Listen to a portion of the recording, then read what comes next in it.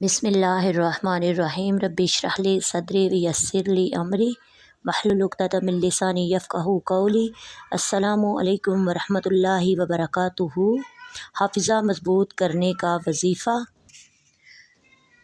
اگر آپ نے یہ وظیفہ اپنے لیے کرنا ہے تو اپنا تصور رکھ کر یہ عمل کریں، اور اگر اپنے بچوں کے لیے کرنا ہے تو بچوں کا تصور رکھ کر یہ عمل کرنا ہے۔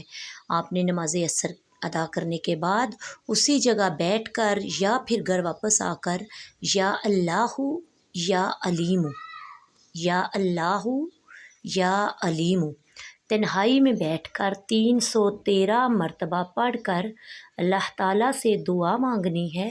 انشاءاللہ اس عمل کی برکت سے آپ کا یا پھر آپ کے بچے کا دماغ کھل جائے گا، اور جو بھی سبق یاد کریں گے یا پھر جو بھی چیز پڑھیں گے کبھی بھولے گی نہیں۔ اور اس وظیفہ کے اول و آخر 3 مرتبہ درود ابراہیمی لازمی پڑھنا ہے۔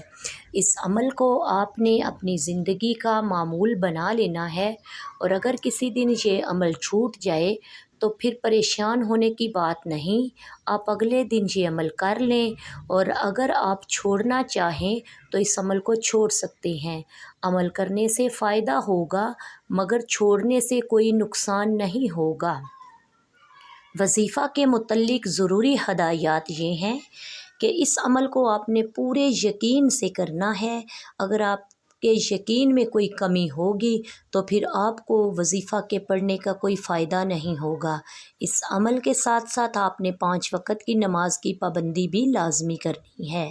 اس عمل کو خود بھی کریں اور دوسروں کے ساتھ شیئر بھی ضرور کریں۔ جزاک اللہ خیر الناصرین، وما علینا الا البلاغ المبین۔ السلام علیکم ورحمۃ اللہ وبرکاتہ۔